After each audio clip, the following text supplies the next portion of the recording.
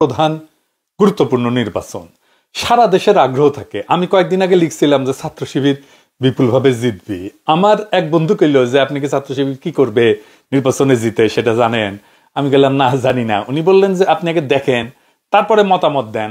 তো আমি আমার এক ক্ষুদ্র ভ্রাতা বললাম যে এই ছাত্র সংগঠনগুলো নির্বাচনী ইস্তেহার যা যা দিছে সেটা কম্পাইল করে দাও। সে অনেক খাটাখাটনি করে আমারে বলল যে ছাত্র সংসদের ইস্তেহার আছে আর অন্যদের ইস্তেহার হয় নাই। মানে আমি যখন এই এপিসোড রেকর্ড করতেছি তখন পর্যন্ত এই ইস্তেহারগুলো ওইভাবে আসে নাই। তখন কইলাম প্যানেলগুলোর ভিপি ক্যান্ডিডেট কি কি কইছে সেটা একটু কম্পাইল করে দাও। তো দিল। আসেন আমরা সেইগুলো একটু দেখে আসি। যেমন ধরেন আছে পূর্ণ স্বায়ত্তশাসন প্রতিষ্ঠা, আবাসনের নিশ্চয়তা, ভর্তির সংখ্যা যৌক্তিক করা, এক মানুষ এক সিট এক টেবিলে নীতি বাস্তবায়ন করা, অবকাঠামো উন্নয়ন, নতুন হল নির্মাণ, ক্যাম্পাসে ছাত্র শিক্ষক রাজনীতির সংস্কার, শিক্ষক নিয়োগের সংস্কার, ক্যাম্পাসে সর্বোচ্চ নিরাপত্তা নিশ্চিতকরণ, বিশ্ববিদ্যালয়ে হারানো জমি পুনরুদ্ধার, 600 একর জমি নাকি হারাইছে, স্বনির্ভর প্রশাসন প্রতিষ্ঠা, ক্যান্টিন মেস দোকানের মান উন্নয়ন, শিক্ষা গবেষণায় বাজেট বৃদ্ধি।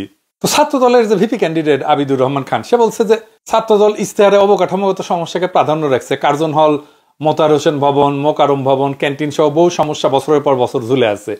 বিজ্ঞান এবং ব্যবসায় শিক্ষা অনুষদের শিক্ষার্থীরাও ল্যাব, ক্লাস, ক্যান্টিন সংকটে ভুগছে। এসব সমাধানে ছাত্রদল নাকি বদ্ধপরিকর এবং প্রতিশ্রুতিবদ্ধ। এছাড়া আছে গণরুম, গেস্ট রুম, কালচার নিধন, তারপরে ক্যান্টিনে ফাউখা রীতি টানা, শিক্ষার্থীদের পড়াশোনা গবেষণা দেশপ্রেমিক হিসেবে গড়ে তোলার জন্য সহযোগিতা করবে ছাত্রদল। পরিপূর্ণ আবাসন ব্যবস্থা নিশ্চিত করা হবে। ছাত্র শিবিরের ডাকসু নির্বাচনে ভিপি প্রার্থী সাদিক কায়েম ইস্তেহারের মূল বিষয় নিয়ে বলছে যে শতবর্ষ পূর্ণ হইলে ঢাকা বিশ্ববিদ্যালয়ে এখনো 100% আবাসন নিশ্চিত হয়নি। নির্বাচিত হলে ধাপে ধাপে প্রত্যেকটা শিক্ষার্থীর জন্য আসন নিশ্চিত করা হবে। নারী শিক্ষার্থীদের জন্য নিরাপত্তা জোরদার, লাউঞ্জ, অনাবাসিক শিক্ষার্থীদের প্রবেশের ব্যবস্থা, তারপরে ক্যান্টিন, হাইজিন সুবিধা উন্নত করা, রাত্রের জরুরি চিকিৎসা এবং নারী বিশেষজ্ঞ ডাক্তারের নিয়োগ, নারী শিক্ষার্থীদের জন্য ডে কেয়ার সেন্টার, সংখ্যালঘু শিক্ষার্থীদের অধিকার রক্ষায় প্রশাসনের সঙ্গে যৌথ উদ্যোগ। অধিকার বলতে কি বুঝাইতেছে তা বুঝলাম না। যাই হোক, আব্দুল কাদের যে বাকসাসের যে ডাকসু ক্যান্ডিডেট, কাদের ইস্তেহারের মূল বিষয় নিয়ে বলছে যে আমাদের স্লোগান হবে 1 স্টুডেন্ট 1 সিট। আমরা 100% আবাসন নিশ্চিত করব, গণরুম, গেস্ট রুম প্রধান বন্ধ করব। তো এই এপিসোড হইতে হইতে আরেকজন দিছে তন্নি, আমি ওই প্রসঙ্গে পরে আসবো। ওইটা বেশ, সে খুব ভালো লিখছে, এটা আমাদের প্রশংসা করতেই হবে। আমি ওই প্রসঙ্গে পরে আসতেছি। যাই হোক, আরো অন্যরা দিতে পারে, তবে আমার আলোচনাটা একটা জেনারেল আলোচনা। ঢাকা বিশ্ববিদ্যালয়ের ভবিষ্যৎ ছাত্র নেতৃত্বের কাছে প্রত্যাশা হিসাবে আমি নিজেও ছাত্র সংসদে ছিলাম, জিএস হিসাবে রাজশাহী মেডিকেল কলেজে ইলেকশন করছি, বিপুল ভোটে জিতছিলাম। যাই হোক, যদিও বিশ্ববিদ্যালয় না, তবু আমার সেই অভিজ্ঞতা তো আজকে আমি শেয়ার করতেই পারি। এই ডাকসু নির্বাচন এখনো পর্যন্ত জাতীয়ভাবে গুরুত্বপূর্ণ কিছুর কথা বলে নাই। তাই দেখতেছেন যে ডাকসু নির্বাচন নিয়ে জনগণের আগ্রহের পারদ ক্রমাগত কমতেছে। আসেন আগে দেখে নিই ছাত্র সংগঠনগুলোর দাবির দুর্বলতা নিয়ে।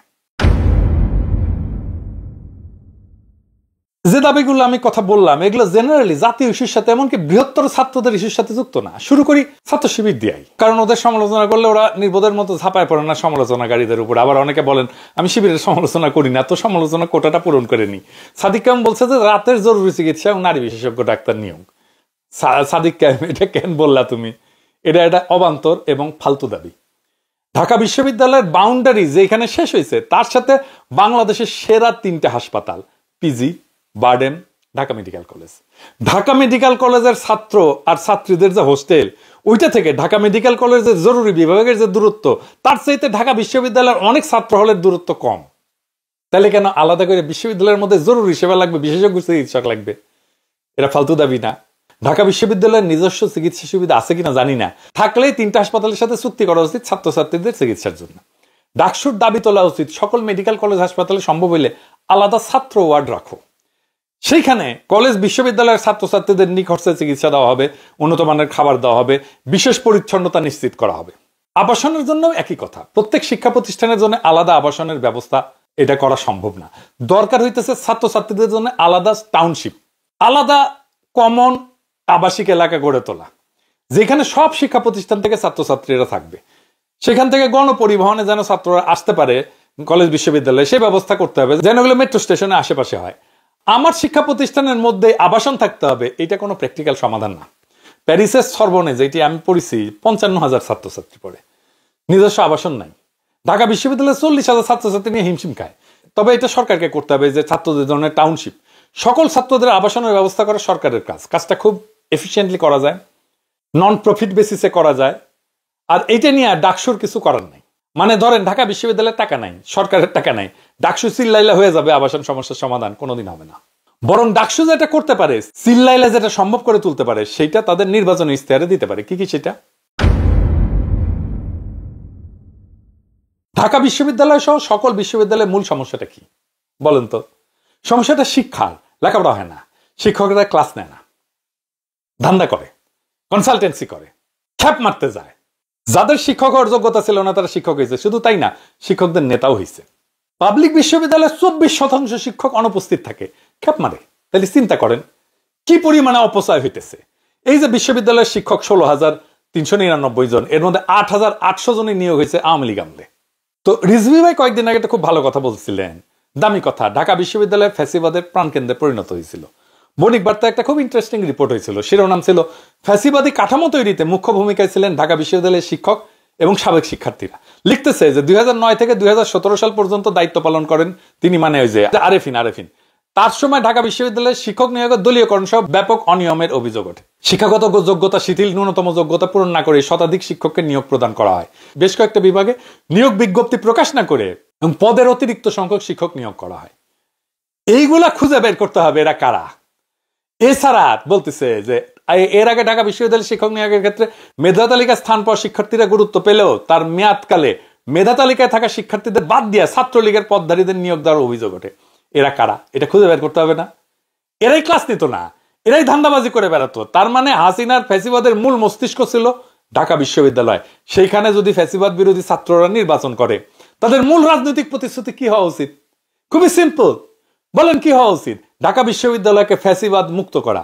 কারো কর্মসূচি দেখছেন এটা নিয়ে? নাই, কারো কাছে নাই এই কর্মসূচি যে ঢাকা বিশ্ববিদ্যালয়ে যারা ফ্যাসিবাদের দোষর ছিল তাদের আইডেন্টিফাই করা হবে এবং তাদেরকে বিশ্ববিদ্যালয় থেকে খেদানো হবে। অযোগ্য ছাত্রলীগ থেকে নিয়োগ পাওয়া শিক্ষক কারা তাদের আইডেন্টিফাই করা হবে এবং তাদের পাছায় লাথি দিয়ে বের করে দেওয়া হবে। তারপরে আর কখনো যেন অযোগ্যরা শিক্ষক হইতে না পারে সে ব্যবস্থা করতে হবে। সেটাও এই ডাকসু নির্বাচনের ইস্তারেই হইতে পারে। কি সেটা? বিশ্ববিদ্যালয়ের শিক্ষকদের মূল্যায়নে ছাত্রদের কোনো ভূমিকা নাই। শিক্ষকদের মূল্যায়নে ছাত্রদের ভূমিকা থাকতে হবে, তাইলেই শিক্ষকরা ছাত্রদের উপরে অনৈতিক চাপ প্রয়োগ করতে পারবে না। আবার অযোগ্যরা শিক্ষক হিসেবে চাকরি পাবে না। গবেষণা তহবিল বাড়ানোর কথা বলছে অনেক প্যানেলে। গবেষণা তহবিল কার আনার কথা? অধ্যাপকের আর তার টিমের, তাই না? ঢাকা বিশ্ববিদ্যালয়ে গবেষণা তহবিল করে চিল্লায়। এদিকে দেখেন ব্র্যাক ইউনিভার্সিটি, বিশেষ করে James P Grant School of Public Health এবং Centre for Climate Change and Environmental Research আন্তর্জাতিক গবেষণা প্রকল্পে সক্রিয় প্রচুর ফান্ড পায় তারা, ব্র্যাক ইউনিভার্সিটি, আর ঢাকা বিশ্ববিদ্যালয় পায় না। এই যে সানজিদা আহমেদ তন্নি, আমরা তো সবাই চিনি, আমরা খুব পছন্দ করি তাকে।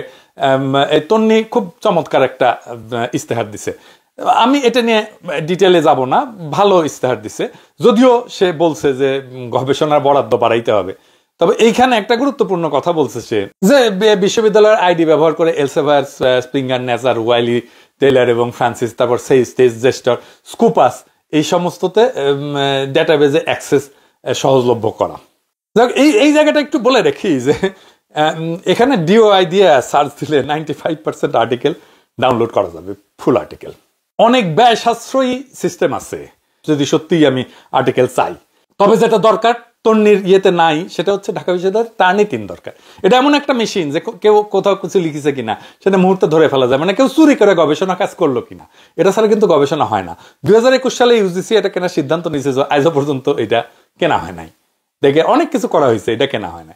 গবেষণায় যে কি পরিমাণে চৌর্যবৃত্তি হয় তার কোনো হিসাব নাই বাংলাদেশে। ফুকন লেখা থেকে চুরি করে রিসার্চ পেপার লিখেছিল। আবার সাদেক আলিমের বিরুদ্ধে অভিযোগ আছে চৌর্যবৃত্তি। বাহাউদ্দিনের বিরুদ্ধে গবেষণায় চৌর্যবৃত্তির অভিযোগ আছে। মোবাশ্বের মোমেনের বিরুদ্ধে আছে। কতগুলা কব আর। এমনকি ডক্টর ঈশানী চক্রবর্তী এবং জোবায়দা নাসরিন এই কাজ করেছে। জোবায়দা নাসরিন তো বড় বড় বাক্য ঝাড়ে, তাও চৌর্যবৃত্তি করছে। চিন্তা করেন, সেকুলার তো তাই সব জায়গা থেকে চুরি করতে করতে অভ্যাস হয়ে গেছে। 2022 সালে ফার্মেসি ডিপার্টমেন্টের আবুল কালাম লুৎফুল কবিরের পিএইচডি ডিগ্রি বাতিল করা হয়েছিল চৌর্যবৃত্তির অভিযোগ প্রমাণিত হওয়ায়। ইসলামের ইতিহাস সংস্কৃতি বিভাগের 2 শিক্ষকের ডক্টরেট ডিগ্রি বাতিল হয়েছে। ঢাকা সঙ্গীত বিভাগের অধ্যাপক মহসিনা আক্তার খানমের ছিল নজরুল সঙ্গীতের রাগের ব্যবহার, এটাও চৌর্যবৃত্তি করে কথা। তারপরে জাতীয় শিক্ষা ব্যবস্থাপনা একাডেমি নাইমের সাবেক মহাপরিচালক অধ্যাপক ইফফাত আরা নার্গিসের এই অভিযোগের মাধ্যমে জানা যায় যে তার থিসিসের যে গ্রন্থরূপ সেখানে 280 পৃষ্ঠার মধ্যে 169 পৃষ্ঠায় তার লেখা না। তারপরে 2013 সালে রাষ্ট্রবিজ্ঞানের প্রভাষক মোহাম্মদ নুরউদ্দিনের পিএইচডি ডিগ্রি প্রত্যাহার করছে ঢাকা বিশ্ববিদ্যালয় কর্তৃপক্ষ এই চর্যাবৃত্তির কারণে। আবার ফার্সি ভাষা এবং সাহিত্য বিভাগের চেয়ারম্যান অধ্যাপক ডক্টর মোহাম্মদ বাহাউদ্দিনের বিরুদ্ধে এমফিল পিএইচডি থিসিসের চর্যাবৃত্তির অভিযোগ করছিল 2020 সালে। ঢাকা বিশ্ববিদ্যালয় ফ্যাসিবাদ মুক্ত না হলে বাংলাদেশ থেকে ফ্যাসিবাদ মুক্ত করতে পারবেন না। আওয়ামী বামেরা ঢাকা বিশ্ববিদ্যালয়কে রক্ষা করছে যেন ঢাকা বিশ্ববিদ্যালয় মাদ্রাসা ব্যাকগ্রাউন্ড থেকে কেউ না আসতে পারে, ইসলামপন্থীরা যেন না ঢুকতে পারে, নন সেকুলার নন প্রগতিশীল কেউ যেন ঢুকতে না পারে, শিক্ষকতা করতে না পারে। এমনকি সলিমুল্লাহ খানের এখানে চাকরি হয়নি। এভাবেই সে তার তালুকদারি রক্ষা করছে। হাসিনা আর লীগের মাজা যদি ভেঙে দিতে হয় তাহলে ঢাকা বিশ্ববিদ্যালয়ের সকল আওয়ামী সিপিবি বাকশালীদের পাছায় লাথি দিয়ে বের করে দিতে হবে। আপনি দেখবেন বাংলাদেশ ক্লিয়ার হয়ে গেছে। ডাকসুর ইশতেহার যদি শুধু হোস্টেল ক্যান্টিন নিয়ে থাকে তাহলে তার সাধারণ ছাত্রদের চোখে লোকাল ম্যানেজমেন্ট ছাড়া আর কিছু না। কিন্তু যদি ফ্যাসিবাদ বিরোধী শিক্ষা সংস্কার, গবেষণা সততা এবং জাতীয় ইস্যুকে সংযুক্ত করে তাহলে ডাকসু আবারও জাতীয় রাজনীতির বিকল্প কেন্দ্র হয়ে উঠতে পারে। এবং যেই প্যানেল এইটা নেবে, এই কর্মসূচি নেবে, এই ইশতেহার নেবে, সেই প্যানেলই জিতবে, আমি লিখে দিতে পারি আজকে। তাহলে ডাকসুর বিকল্প ইশতেহার কি হইতে পারে আসেন সেটা একটু দেখি। স্লোগান হইতে পারে ফ্যাসিবাদ মুক্ত শিক্ষা বান্ধব গবেষণা নির্ভর ভবিষ্যতের পথে।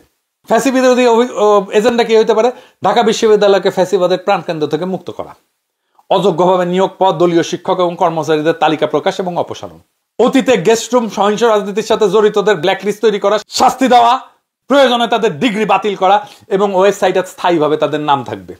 2 নাম্বার, শিক্ষা এবং শিক্ষকতার যে সংস্কার, প্রত্যেক সেমিস্টার শেষে শিক্ষক মূল্যায়নে শিক্ষার্থীর অংশগ্রহণ বাধ্যতামূলক করা, ক্লাস না নিলে বা সিলেবাস কভার না করলে শিক্ষকদের বিরুদ্ধে ব্যবস্থা গ্রহণ করা, বিশ্ববিদ্যালয়ের টার্নিটিন বা অ্যান্টি প্লাজারিজম সফটওয়্যার চালু করা, শিক্ষক হবেন তারা যারা যোগ্য, দলীয় পরিচয় না, মেধা এবং যোগ্যতার নিয়োগ, এটা নিশ্চিত করা। ডাকসু যেটা করতে পারে সেটা হইতেছে একটা অ্যালামনাই ফান্ড। ঢাকা বিশ্ববিদ্যালয়ের অ্যালামনাই সারা দুনিয়াতে কতগুলো ভালো ভালো জায়গায় আছে। আন্তর্জাতিক সহযোগিতায় ঢাকা বিশ্ববিদ্যালয় ইনোভেশন ট্রাস্ট তৈরি করতে পারে ডাকসু। এখান থেকে গবেষণা একটা ভালো ফান্ড চলে আসতে পারে। এইটা ডাকসু যদি ম্যানেজ করে তাহলে একটা দুর্দান্ত কাজ হবে। শিক্ষার্থী কল্যাণের জন্য পৃথক হোস্টেল হল বা না, জাতীয় স্টুডেন্ট টাউনশিপ গড়ে তোলা এবং গণপরিবহনের মাধ্যমে যাতায়াতের সুযোগ তৈরি করা, ঢাকা মেডিকেল বার্ড এমপিজি হাসপাতালের সঙ্গে চুক্তি করে বিশ্ববিদ্যালয়ের শিক্ষার্থীদের জন্য আলাদা স্টুডেন্ট ওয়ার্ড চালু করা, স্বচ্ছতা এবং সুশাসনের জন্য ডিজিটাল ডাকসু করা যেতে পারে। সব ধরনের আয় ব্যয় কার্যক্রম অনলাইনে প্রকাশ করে দেবে। এমনকি ঢাকা বিশ্ববিদ্যালয়ের আয় ব্যয় এটা অনলাইনে প্রকাশ করে দিতে হবে। বাজেটের যে অগ্রাধিকার ঢাকা বিশ্ববিদ্যালয় সেটা নির্ধারণে পার্টিসিপেটরি বাজেটিং করতে হবে ঢাকা বিশ্ববিদ্যালয়ে, ছাত্রদের ভোটে সিদ্ধান্ত হবে। এবং কর্মসংস্থানের জন্য সরকারকে বাধ্য করা, সরকারি এবং বেসরকারি খাতে স্টুডেন্ট ইন্টার্নশিপ প্রোগ্রাম চালু করতে হবে। এখান থেকেই এমপ্লয়মেন্ট অপরচুনিটি তৈরি হবে। মূল স্লোগান কি হইতে পারে? ঢাকা বিশ্ববিদ্যালয়কে ফ্যাসিবাদ মুক্ত করো, শিক্ষার স্বাধীনতা ফিরিয়ে আনো। ডাকসু যদি শুধু ক্যান্টিন হল ঘিরে থাকে তবে সেইটা হিসাবের খাতা। কিন্তু যদি ডাকসু ফ্যাসিবাদকে চ্যালেঞ্জ করে, শিক্ষা গবেষণার সততার লড়াই শুরু করে, তাহলেই ঢাকা বিশ্ববিদ্যালয় আবার জাতির নেতৃত্ব দেবে। ঢাকা বিশ্ববিদ্যালয়কে ফ্যাসিবাদ মুক্ত করে শিক্ষার স্বাধীনতা ফিরে আনা যদি কারো ইস্তেহার হয়, সেই প্যানেল জিতবে, সেটা এখন যেই অবস্থাতেই থাকুক না। এই কয়দিনের মধ্যেই তারা দেখবেন ঢাকা বিশ্ববিদ্যালয়ের ছাত্রদের সবার সাপোর্ট, সমর্থন এটা নিয়ে আসতে পারবে। এই ডাকসু দাঁড়াইতে পারলে বাংলাদেশ দাঁড়াবে। এই ইস্তেহারের ভিত্তিতে ডাকসু দাঁড়াইতে পারলে বাংলাদেশ দাঁড়ায় যাবে। না হলে ইতিহাসের আর্কাইভে থেকে যাবে শুধু এক হারানো সম্ভাবনা। এখন সিদ্ধান্ত ছাত্রদের হাতে, সিদ্ধান্ত সমস্ত ছাত্র সংগঠনের হাতে, সমস্ত প্যানেলের হাতে। তারা কি এই ইস্তেহার নেবে? আর ছাত্ররা তারা কি শুধু আসনের জন্য ভোট দেবে নাকি একটা মুক্ত ভবিষ্যতের জন্য ভোট দেবে? যদি এই দাবিগুলো ইস্তেহারে যুক্ত করে কোনো প্যানেল, কোনো সংগঠন আগায় যেতে পারে, তার বিজয় সুনিশ্চিত। আমি সবার জন্য শুভকামনা জানাই। যেই আসুক এই ইস্তেহার নিয়ে তাদের জন্য শুভকামনা জানাই এবং আশা করি আগামী ডাকসু বাংলাদেশের নেতৃত্ব দেবে, শুধু ঢাকা বিশ্ববিদ্যালয়ের না। ইনকিলাব জিন্দাবাদ।